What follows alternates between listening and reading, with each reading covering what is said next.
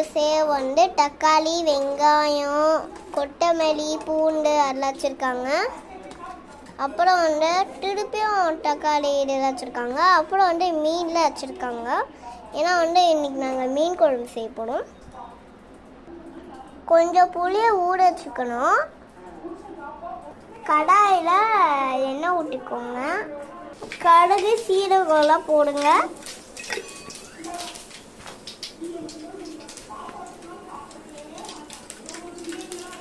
இப்போ வெங்காயம், தக்காளிலாம் போட்டுக்கலாம்.